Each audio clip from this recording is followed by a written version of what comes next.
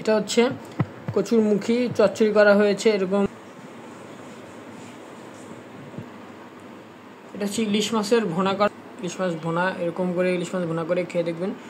মসুর ডাল দিয়ে পাকা আম দিয়ে রান্না করা হয়েছে, অর্থাৎ এই রেসিপিটা হচ্ছে আম ডাল, পাকা আম দিয়ে মসুর ডালের রেসিপি। হ্যালো এভরিওয়ান, আসসালামু আলাইকুম। রন্ধনঘর কিচেনে আপনাদের আবারও ওয়েলকাম জানাচ্ছি। আজকের কিছু রেসিপি নিয়ে চলে আসলাম আবারও। তো প্রথমে এখানে দেখুন, এটা হচ্ছে কচুরমুখী চচ্চড়ি করা হয়েছে এরকম লম্বা লম্বা করে কেটে, তারপরে এটা সিম্পলি ভাবেই চচ্চড়ি করা হয়েছে।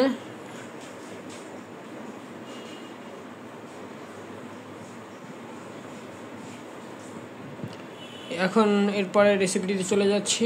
এই যে দেখুন, এরপরের রেসিপিটি হচ্ছে, এটা হচ্ছে ইলিশ মাছের ভুনা করা হয়েছে। ইলিশ মাছ ভেজে হালকা মশলা দিয়ে ইলিশ মাছ ভুনা করা হয়েছে।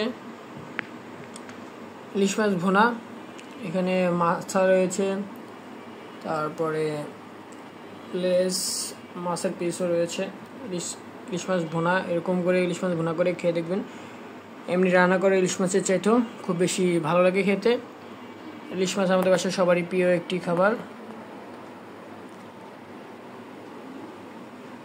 চলে যাচ্ছি পরের আইটেমে। পরের আইটেমটি হচ্ছে এখানে মসুর ডাল দিয়ে পাকা আম দিয়ে রান্না করা হয়েছে, অর্থাৎ এই রেসিপিটা হচ্ছে আম ডাল, পাকা আম দিয়ে মসুর ডালের রেসিপি।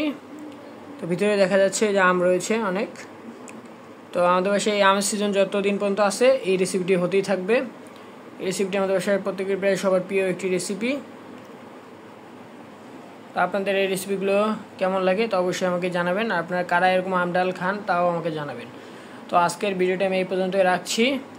আজকের রেসিপিগুলো হচ্ছে এগুলোই। আর আজকের এই রেসিপিগুলো কাদের ভালো লাগলো তারা অবশ্যই আমাকে কমেন্টের মাধ্যমে জানাবেন, এবং দেখা হবে পরবর্তীতে নতুন কোনো ভিডিওতে। ততক্ষণ সবাই সুস্থ থাকবেন, ভালো থাকবেন। আল্লাহ হাফেজ।